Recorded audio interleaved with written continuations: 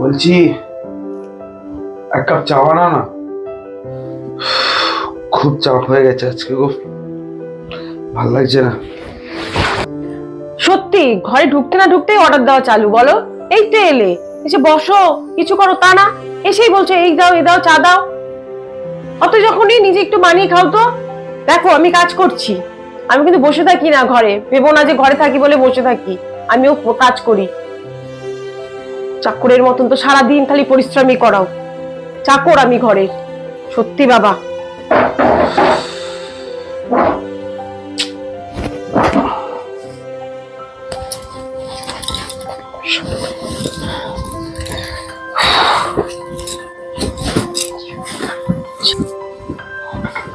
নাও চা, আস্তে নাস্তে অর্ডার। আরে বাপরে বাপ।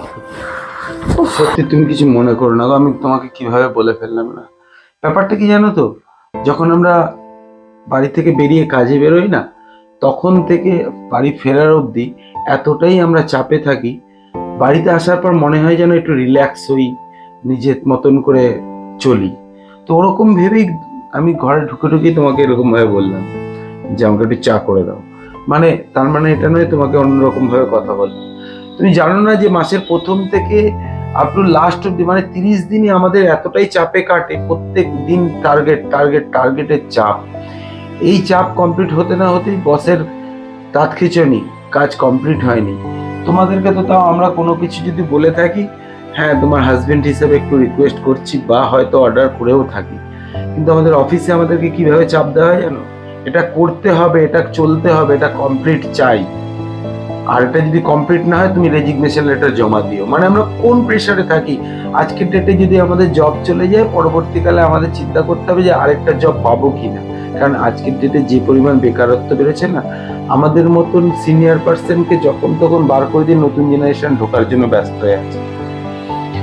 আর একটা কথা হচ্ছে, আমরা যে কাজ করি, সত্যি কথা একটা ছেলে যদি মনে করে যে নিজে ইনকাম করবে, সেই নিজের ইনকামের টাকা নিজের পেছনে খরচা করবে, মাত্র দিনে 1 ঘন্টা সে যদি পরিশ্রম করে, তাহলে তার সারা দিনের নিজের খরচ পুরো বেরিয়ে যাবে, তাকে আর কোনো কাজ করতে হবে না। তার সত্ত্বেও কিন্তু আমাদের ছেলেদেরকে মিনিমাম ধরো না 10 থেকে 12 ঘন্টা পর্যন্ত নিজেদেরকে কাজ করতে হয়। কেন জানো? নিজের জন্য কাজ করতে হয়, শুধুমাত্র নিজের ফ্যামিলিটাকে হাসি ফুটিয়ে রাখার জন্য, মুখে যেন সবসময় হাসি থাকে, ঘর ভালো থাকে, ফ্যামিলি ভালো থাকে।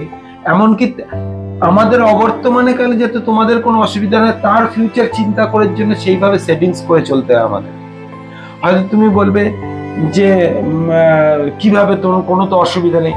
তোমরা বুঝতে পারছো না অসুবিধা কোথায় আছে না আছে, কারণ তোমরা জানো না সকালবেলা যখন বাজারে ব্যাগটা নিয়ে বেরোই না, একটা সময় যেই জিনিসের দাম ছিল 20 টাকা, সেটার দাম আজকে 60 টাকা। এরকম ভাবে ভাবতে গেলে প্রত্যেকটা জিনিসের দাম বেড়ে একই জায়গায়, কিন্তু চিন্তা করে দেখো গত 3 বছর ধরে কোনো রকম আমাদের স্যালারি বাড়েনি, কোনো কিছু হয়নি, একই জায়গায় দাঁড়িয়ে আছে, তবু কিন্তু ঘরের যাবতীয় জিনিস পাই টু পাই পেয়ে যাচ্ছে।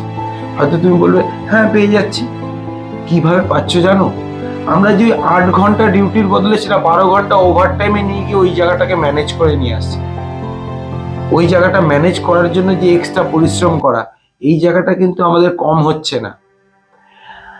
আজকে একটা মানুষের যাবতীয় সুখ স্বাচ্ছন্দ্য তার ফ্যামিলিকে খুশি রাখা, আর সেই ফ্যামিলিকে খুশি রাখার জন্যই আমরা সারা দিন গাধার মতন পরিশ্রম করে যাই, পরিশ্রম করে আসি।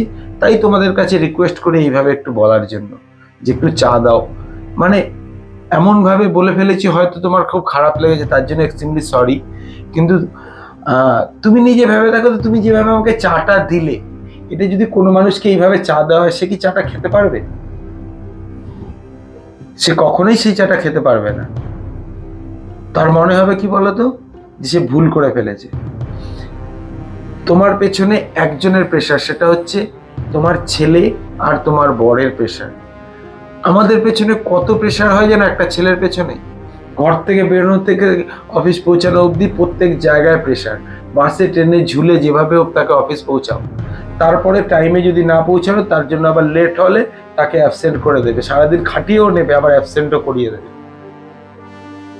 এইভাবে আমাদের ছেলেদের জীবনটা চলছে। আমরা হয়ে গেছি একটা মানে পুতুলের মতন, আমাদেরকে নিগড়ে নিচ্ছে, আমাদের থেকে, আমাদের অফিস থেকে নিগড়ে নিচ্ছে। তবু আমরা মুখ বুজে সহ্য করে কাজ করে যাই। কেন? কারণ আমাদেরকে না করলে আমার ফ্যামিলি ঠিক থাকবে না।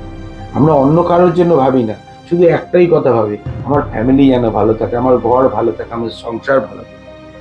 তারপরে যদি তোমাদের কাছে একটুখানি রিকোয়েস্ট করি তার জন্য এত কিছু বলো, তাহলে তো আর কিছু বলার নেই। সত্যি আমার ভুল হয়ে গেছে গো, আমি এত দূরে ভাবতে পারিনি। সারাদিন এত পরিশ্রম করার পর সামান্য একটু চা চেয়েছো, সেটা আমাকে ভালো মুখেই বলা উচিত ছিল যে এখন আমি একটু কাজ করছি, একটু পরে। সেইভাবে না বলে ওরকম ঝামটা দিয়ে কিরম ভাবে কথা বললাম, ব্যবহার খুব খারাপ করেছি। সরি, আর হবে না এরকম। ওকে।